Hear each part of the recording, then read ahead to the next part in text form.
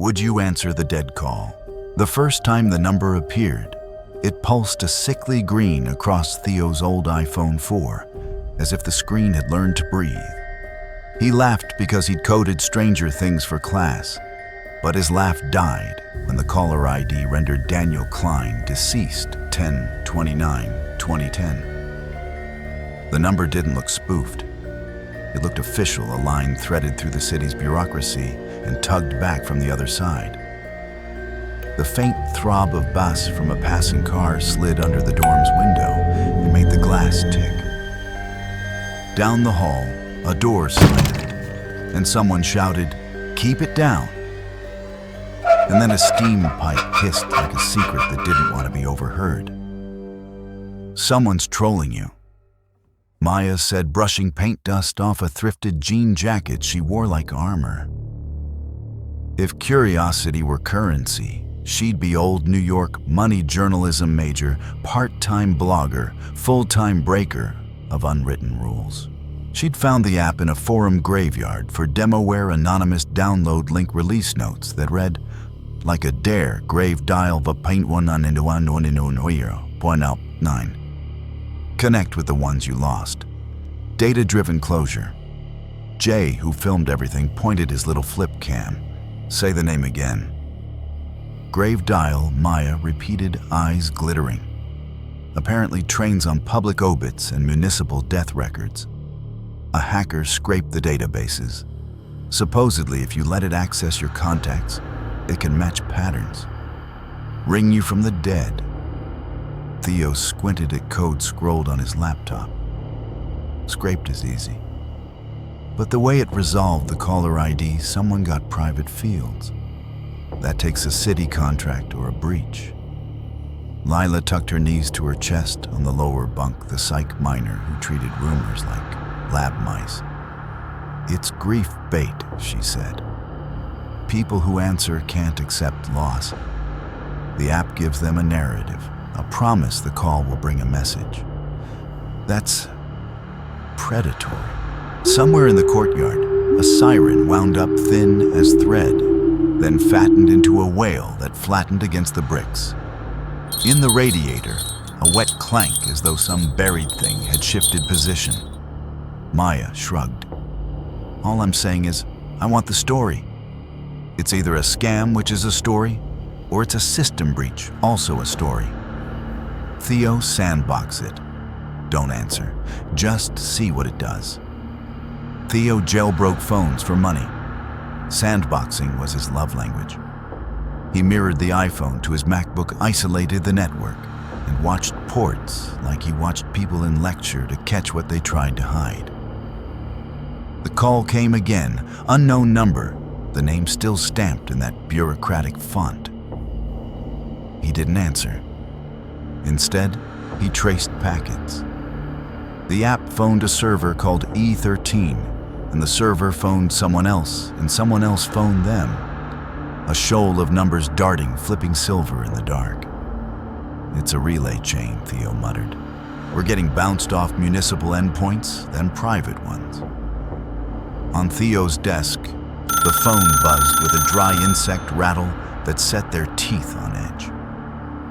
From the hallway, a burst of laughter popped like cheap fireworks, then guttered out. Jay zoomed tight on the iPhone's glow-cracked glass, a web of stress lines, like frozen lightning. "This is so Blair Witch meets Verizon. Look at that color grade, man. The green is doing at least half the haunting." "Don't get romantic," Lila said. "That's how stories swallow you." Maya cocked her head. "I pitched the app that rings the dead to a blog 3 hours ago. If it's real, we're first." Theo traced the app's permissions. Contacts, location camera, microphone, health kit. How did a beta even pass review? Then he thought 2012. The store was wilder then. Fewer fences, more wolves. A tiny click under the iPhone speaker like a tongue on a tooth repeated tick, tick, tick. And then a whispery carrier tone crept in, thin and old, like a payphone memory. He yanked the lightning cable out. The whisper persisted. He shut down the MacBook. It persisted. He toggled airplane mode. The interface obeyed, but the hum remained. A subway's distant thunder rolled over the building, a slow-motion drum line that rattled picture frames and coaxed dust from the ceiling like falling dandruff. "Okay," Theo said, composure cracking. "It shouldn't do that. Shouldn't do what Maya asked." "Ghost physics," Jay said. "It's doing ghost physics." Lila's voice softened. "Who's Daniel Klein?" Maya was already typing. 20 years old. Bike messenger. Struck by a cab on Lafayette, declared at Bellevue. His obituary says survived by his mom in Queens. There's a phone number in a fundraiser post. She looked up. The number matches. Theo's hands hovered over the phone as if it were a pet he'd coaxed into eating and now feared. So the app cross-references obits to living relatives, and then what spoofs their caller ID? That's not closure. That's cruelty. The building's old elevator heaved itself into motion, groaning like a barge turning in ice. Beyond the window, wind scratched at the screen and produced a faint sandpaper sigh. Maya slid her finger across the screen, not to answer, but to capture a screenshot. The phone didn't screenshot. It flashed a tiny camera strobe without her pressing anything. For 2 seconds, the room was a negative, their faces skull white. When normal light returned, a new thumbnail sat in the camera roll, a still of the 4 of them, but slightly misaligned, as if their bodies had moved while their silhouettes stayed. Lila hugged herself. "Delete the app." "Not yet." Maya exhaled. "Theo, if this thing is scraping, there has to be a back end. Someone wrote it. Someone trained it on death records next of kin numbers. It's code plus motive. We need to find the motive." Jay set the flip cam on the shelf lens, staring. "We open with a montage, New York 2012. People on payphones, old answering machines. We slow zoom into the iPhone. The green light is the only color. We layer in a ringtone that isn't quite a ringtone, a digitized chime that goes flat at the last note like a heart that almost decides to stop."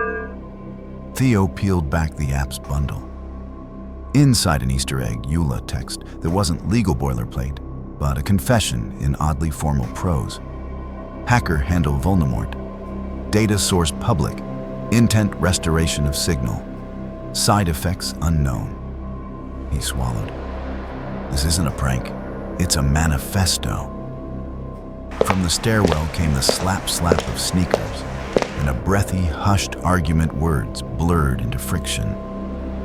Somewhere above them, a faucet coughed and then rattled in a dying rill. Side effects, Lila repeated. Like what we're hearing. Like the hum that doesn't obey airplane mode. Maya's eyes cut to Theo. "Try one safe test. Put a blocker between the battery and the board. If it's RF trash, we'll see it choke." Theo popped the back slid in a paper shim and reassembled. He reached for the phone. The screen declared his touch acceptable.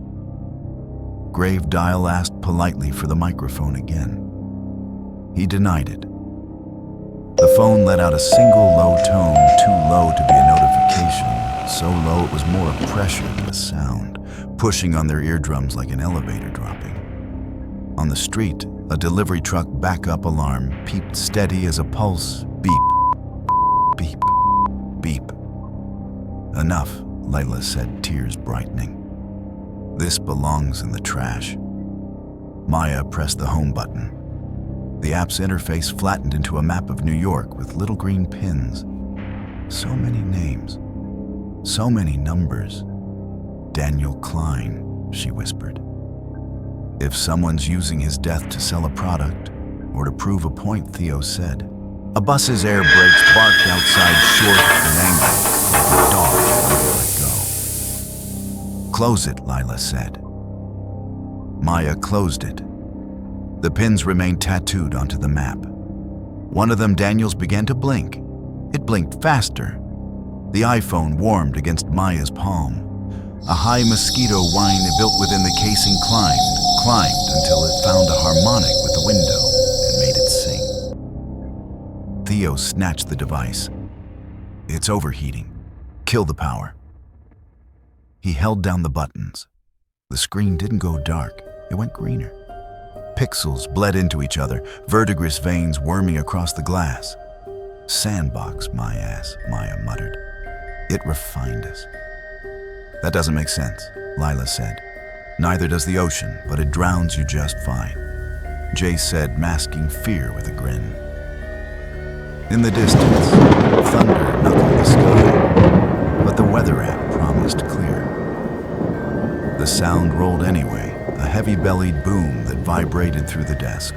Their choices were simple: delete the app, tell the world, or trace the server and knock on a door that was not meant to be opened. Because it was New York, and because they were 20, they chose the door. Theo pulled an IP. E13 resolved to a rented rack in Long Island City. If they left now, they could catch the F train and be there before last call. Maya grabbed her jacket and her notebook. Side effects or not, we find the human hand. We find Vulnemort. Jay pocketed extra batteries. Lila froze, staring at Daniel's pin. It had stopped blinking. Another pin closer had begun. The label was a name she didn't recognize and a date from last week. From the phone's speaker came a soft exhalation, as if someone on the other end had finally lifted their mouth to the mic after waiting a very long time. Don't answer, Maya said. Theo slid the phone into a Faraday sleeve. The exhale muffled, but didn't disappear. Somewhere, a music box trilled a wrong tune and wound down to silence. They left the dorm into a city that felt taller than usual.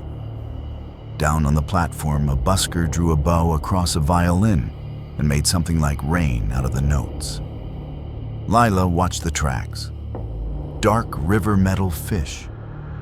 She told herself the story would end in a byline and the satisfaction of getting there first. When the F roared and wind shouldered them, and the car doors yawned with a hydraulic hiss that sounded almost like a word come. They took seats by the pole.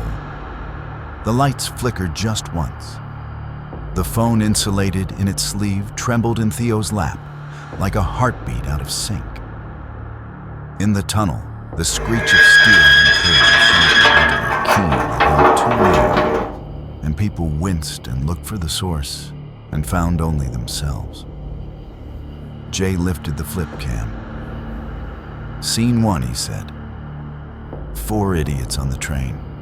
If we die, at least the establishing shot will slap. Don't, Lila said, but she smiled because fear loves to be lied to. On the other side of the river, a warehouse district waited. Inside one unit, a rack of servers hummed with the kind of self-importance only machines and certain kinds of gods possess. Behind one of those hums, a motive warmed its hands. As the train slowed, its brakes sang a teeth-on-tin screech, and then for a single rattling instant, the fluorescent lights vibrated at a frequency that made something deep in the ear buzz like a fly trapped behind skin. I'll trace and talk, Maya said. Theo, you keep the tech. Jay, you get us shots. Leela, you watch me. If I get stupid, you drag me out. What if I get stupid? Lila asked. Maya didn't answer. The doors slid open. The night grabbed at the station with cold fingers. From Theo's sleeve, there came a tiny, unmistakable sound, the crisp, serrated chime of an incoming call. They looked at each other. Then they looked at the phone. The green bled brighter through the fabric. Side effects, Theo whispered. Somewhere above ground, a helicopter's blades chopped the air into a stuttering thud, thud, thud. And the vibration climbed down the stairwell like it knew their names. They climbed too. The warehouse squatted in the dark, like a sleeping beast, its rusted shutters dented graffiti layered in decades of failed warnings. A chain-link fence sagged cut in one corner where others had already slipped through. The 4 students followed the scar of that entry, their breath smoking in the February cold of New York nights. Somewhere deep inside, a generator droned with a steady growl, low, metallic, and wet-sounding, as if the machine was breathing through a throat full of phlegm. "Server hum," Theo whispered. "That's our E13. Jay tilted his flip cam. "Ambient audio is gold. That drone is unsettling by itself." The door protested with a shriek when Maya pulled it open. A sheet of rust tore away and clattered across the concrete, the sound sharp enough to set their teeth on edge. She steadied herself. "We're trespassing, so film quick." Inside racks of servers glowed faintly, the green LEDs flickering like fireflies trapped behind bars. Dust webbed corners, and the air smelled of iron and mildew. The place should have been vacant, but the servers pulsed alive, each blink of light oddly synchronized to the buzzing iPhone Theo carried. He slid it from its sleeve. The screen glowed even before he touched it. The Grave Dial logo pulsed. New numbers scrolled. Not just Daniel Klein now, but dozens. Each name had a death date. Lila covered her mouth. "They're fresh. These people just died." From the far end of the racks, a cooling fan coughed blades, clipping metal, producing a stutter thump like a broken heartbeat. Theo edged closer, laptop slung at his side. "It's live pulling. Death certificates aren't even filed this fast. Whoever wrote this has taps into hospitals' morgues, hell, maybe NYPD." His voice shook. "This isn't just code. This is infrastructure." Then a ringtone echoed, not from their phones, but from inside the racks. It was warped, bent, dragging one note too long before breaking off into static. Maya pressed record on her voice memo app. "Document everything. This is bigger than a blog post." Theo's iPhone chimed again. A new caller ID glowed across the cracked glass. "Lila Pearson, deceased, 02/03/2012. Lila froze. "That's today." The others turned. Her reflection stared back from the screen, but the eyes were 2 dark pupils wide, like spilled ink. Her breath quickened. The phone emitted a thin scream, digital tinny, but layered with something human underneath, as if a throat were trapped inside a codec. Theo dropped it. The screen didn't shatter. Instead, it bled more green seeping light across the concrete like radioactive water. The glow crawled toward Lila's shoes. Above them, the corrugated roof groaned, the metal belly tightening in complaint. "Back out," Maya shouted. She grabbed Lila's arm, yanking her from the spreading glow. Jay kept filming, whispering, "This is insane, this is insane," while his camcorder mic drank every sound. The server rack's LEDs accelerated, blinking faster until they became a continuous smear of green. A deep bass rumble rolled from within the machines, like subway cars stacked on top of each other, louder shaking bolts loose. Theo, pale, whispered, "It's running recursive. It doesn't just call the dead, it predicts the living." The iPhone rang once more. "Caller ID Theo Marsh, deceased 2/3/2012. He staggered back. "It's us." At that moment, all 4 heard it, dozens of overlapping ringtones, warped and echoing, as if 1,000 phones were buried under the floor, all calling at once. The sound clawed up through the concrete, vibrating the soles of their shoes. They realized too late the app hadn't been a tool of closure. It was a trap door. The warehouse swallowed their echoes, as if the walls themselves were listening. Every sound they made came back thinner, hollower, like the space had already decided it owned their voices. The racks of servers blinked with frantic green veins, each light a heartbeat, for something that shouldn't be alive. The chorus of ringtones under the floor swelled high, shrill, overlapping tones, like 1,000 alarms going off at once in an abandoned hospital. The sound wasn't uniform. Some rang crisp and digital, others muffled and warped, as if filtered through soil or water. It was the sound of people who should never be calling again. Theo clutched the iPhone like a weapon, even though its screen glowed too bright, too eager. His own name still pulsed on the caller ID. Theo Marsh, deceased, 02/03/2012. He couldn't stop staring. It knows. It already knows. "Shut it off," Lila shouted. Her voice cracked, desperate, raw. "Throw it, smash it, I don't care, just kill it." Theo raised the phone above his head, ready to slam it onto the concrete. But the device reacted first. A piercing shriek erupted from its speaker, a feedback squeal so sharp it felt like needles stabbing into their eardrums. He dropped the phone and clutched his head. The shriek cut off, replaced by a faint whispering chorus. Hundreds of voices mumbling at once the words impossible to make out, like radio static shaped into syllables. Maya gritted her teeth. It's not just code. It's feeding from the dead. She pointed at the blinking servers. Look at the timestamps. This thing is current. Someone dies, it rings immediately. That's not scrape data. That's something else. The generator in the back hiccuped its steady growl, stuttering into a coughing groan. The warehouse lights flickered in time shadows, snapping like jaws across the walls. Jay, filming with one trembling hand, whispered, "We're inside the signal. We're inside the ghost." Then the iPhone rang again. New caller ID, Jay Han, deceased, 02/03/2012. Jay's breath hitched, fogging the viewfinder of his camcorder. It's messing with us. Has to be. It can't know. Lisla grabbed his arm. Don't answer. Whatever you do, don't answer. But Jay's thumb hovered close to the screen, drawn like a moth to light. His curiosity outweighed his fear. What if it's just me? What if I can hear myself before anyone could stop him? He tapped accept.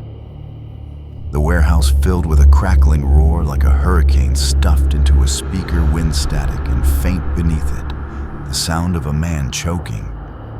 Jay Maya screamed over the noise.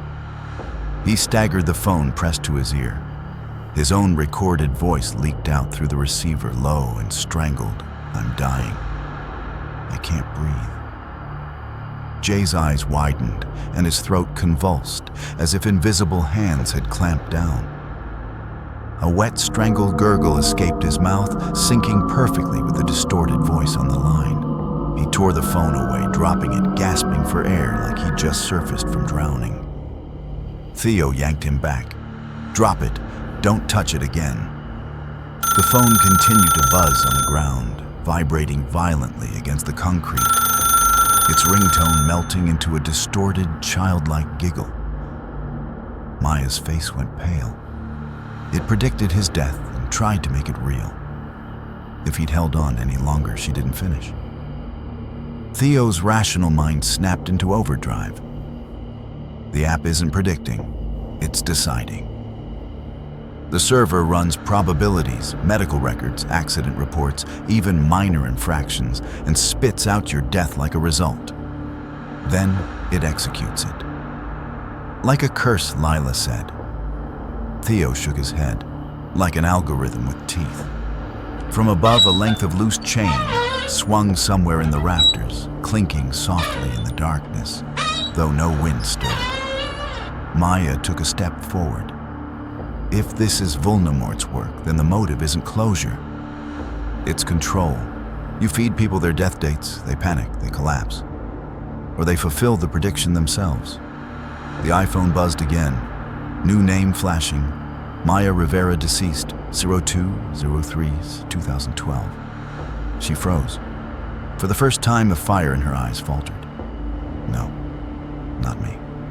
The ringtone this time was a distorted news jingle warped into something funereal, its notes dragging like they were sinking into her. Theo moved toward her. Don't listen. Don't look at it. That's how it wins.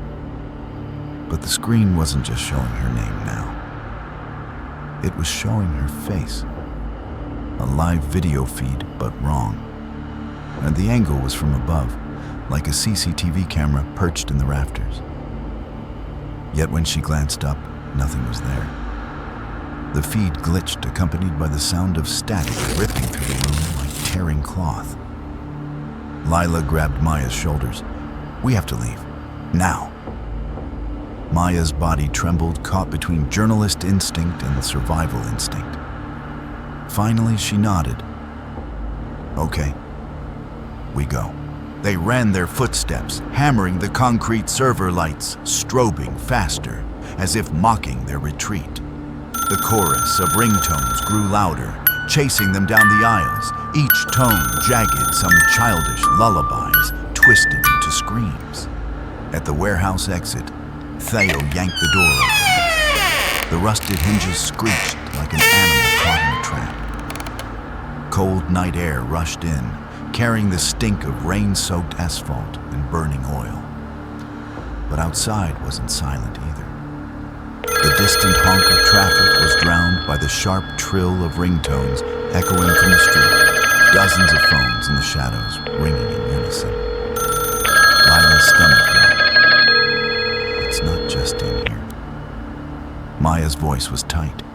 It's the whole city. Jay, still clutching his throat, pointed with a shaking hand. On the opposite side of the street, a man stood beneath a broken streetlight phone glowing in his hand.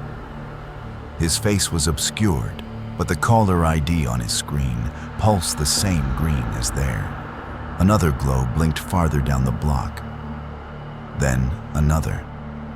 Dozens of people all answering phones at once, their silhouettes jerking unnaturally, as if strings pulled their limbs. The air filled with a layered chorus of distorted voices, each one crying out half-words, screams, and laughter spilling into the night like a broken choir. Theo whispered, "It's spread. The app's out. It's viral."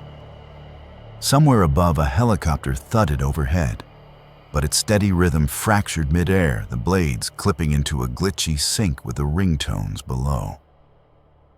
They bolted toward the subway entrance. The steps down felt infinite. Each footfall echoed too long, repeating like someone else was following a beat behind. Inside the station was empty, but phones lay scattered on benches glowing with the same green light. One began to vibrate, then another. Soon the tiled walls reverberated with their metallic buzz. A warped ringtone ricocheted off the tiles, bouncing like a mocking laugh from every direction. Theo clutched his laptop close. If I can kill the server, maybe it dies with it. We just have to trace it back and sever the root. Maya snapped, "Can you do it on the move, maybe?" He opened the laptop, hands shaking. The glow from the screen painted his face sickly pale. But if it already knows our deaths, it doesn't know. Lila hissed, "It's not God, it's just code." Code that kills Jay rasped his voice, still raw from choking. Overhead, the fluorescent lights buzzed angrily, popping one by one down the length of the platform until they stood in half-darkness. The train roared in too fast, too loud. Its screech filled the tunnel metallic and tortured, as if the wheels were grinding bone instead of rail. The students exchanged a look. If they boarded, they weren't sure if it would take them to safety or straight to their deaths exactly as predicted. Behind them, the ringtone swelled. Ahead, the train's doors yawned open with a hiss like a whisper saying yes. And somewhere deep in Theo's pocket, the iPhone buzzed once more, demanding to be answered. The subway doors clamped shut behind them, sealing the four inside a nearly empty car. Only one other passenger sat slumped near the far-end hood, pulled low, his phone glowing faintly in his lap. The green light from its screen spilled across the grimy floor like poison. The train jerked forward with a metallic groan, wheels shrieking against the rails like tortured metal bones. Fluorescent lights overhead flickered in jagged spasms, each buzz matching the pulse of the glowing phones. Theo opened his laptop on his knees, knuckles white. If I can connect into the server right now, maybe I can sever the loop. His fingers clattered against the keys. Maya clutched the pole eyes darting to the hooded figure at the end of the car. "Don't look now," she whispered.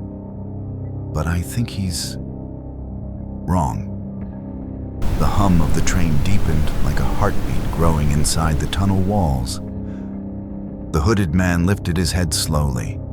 His face was half-rotted flesh, sloughing away in gray ribbons. But his phone remained pristine, bright green numbers crawling across its screen. The ringtone that bled from it was warped, slowed like a nursery rhyme sung underwater. Lila pressed back against the seat. It's calling him. It's keeping him. The figure's jaw worked as if chewing invisible words. Then his mouth opened wide and static hissed out a jagged burst of white noise that clawed down their spines. Theo shouted, "Ignore it. It's signal bleed." But his own phone vibrated inside his pocket, fighting to be free. On its screen, Lila Pearson, deceased, 203-2012. Her scream tore the car. "No, no, not me." The train lights blacked out, plunging them into absolute darkness. In that void, a chorus of ringtones erupted, each distorted tone bouncing like mocking laughter against the steel walls. When the lights flickered back, Lila was gone. Only her phone lay buzzing on the seat, its screen still glowing her name. Maya grabbed it with trembling hands, but the moment she touched the glass, a sharp, metallic screech rang through the car, as if the rails themselves had screamed her name. She dropped it instantly. Theo slammed his laptop shut. "We can't fight it here. The train itself is infected." The brakes howled, the sound grinding noise on them, as the subway slowed into a dead station. The hooded corpse rose, dragging his feet toward them, ringtone still dripping from the phone in its hand. Maya yanked Theo and Jay toward the doors as they hissed open. The hiss stretched too long, a whispering exhale that seemed to say, "Be still." They bolted onto the platform, the air clammy and wrong. Behind them, the doors clamped shut, trapping the hooded figure inside. The train screeched away, dragging its chorus of ringtones into the tunnel. Only 3 remained. And somewhere deep in the dark station, another phone began to ring. The station was deserted, and the air damp with mildew and the faint stench of stagnant water. Cracks in the tiled walls wept moisture that ran in thin black rivulets. The silence was fragile until it shattered. A single phone rang somewhere down the platform, its tone warped, broken like a bell tolling underwater. Maya, Theo, and Jay froze. The sound seemed to bounce in every direction, impossible to place. Theo whispered, "It wants us to chase it." Jay raised his camcorder, even as his hands shook. "If this is the end, people need to see what it does." Another phone joined in shrill, sharp echoing from inside the tunnel, the notes scraping the air like knives. Maya gritted her teeth. "No more running. We kill it here." She turned to Theo. "Can you crash the server from your laptop?" Theo sat on the cold floor, typing fast. The glow of his screen lit his pale face. "Maybe. I'm tunneling in through E13 now.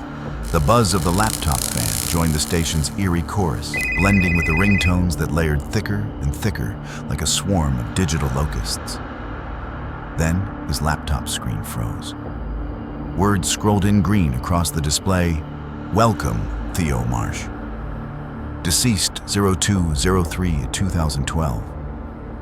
The moment the words appeared, his phone vibrated in his pocket. He yanked it out, caller ID glowing his name again. He didn't answer, but the vibration grew stronger, rattling against his bones. The station trembled with a subterranean groan, concrete grinding dust sifting down like falling ash. Theo screamed, clutching his head. "It's inside the hardware, it's inside me. I can't stop it." The iPhone in his hand began to heat screen, glowing white hot. A sharp whine built up like a bomb winding itself toward detonation. Maya grabbed Jay's arm and pulled him back, but Theo only had time for one last look at them before the phone detonated. The blast cracked the silence with a thunderclap blast, shattering an ear-splitting roar of fire and static. When the smoke cleared, only scorch marks and twisted metal remained. Theo was gone. Maya's chest heaved. Tears blurred her eyes, but there was no time. She dragged Jay toward the stairwell. Behind them, a third ringtone began low, guttural, vibrating through the concrete like a growl. Jay's camcorder shook in his grip. Caller ID lit across his own phone screen, Shu. Jetty Han deceased 02/03/2012. Before Maya could scream his name, the phone in his hand lit brighter green pixels expanding like vines. His body stiffened, and then impossibly, his skin dissolved into the glow. The sound of a dial tone replaced his scream, flat and endless, filling the station. He was gone. Maya stumbled alone up the cracked stairwell, the night above, yawning wide. New York glimmered in the distance, hundreds of windows glowing green. Every phone in every pocket seemed to ring at once. She collapsed on the sidewalk, sobbing. Her own phone buzzed in her hand. Caller ID Maya Rivera, deceased 2/03/2012. The ringtone was a distorted lullaby, broken notes dragging like chains across stone. She didn't answer. She didn't drop it either. She simply stared as the screen pulsed brighter and brighter until the light swallowed her. Silence fell. And then a final phone rang close, loud, crisp, this time in the hand of the viewer. The glow of the screen reflected in their eyes. Caller ID unknown. A story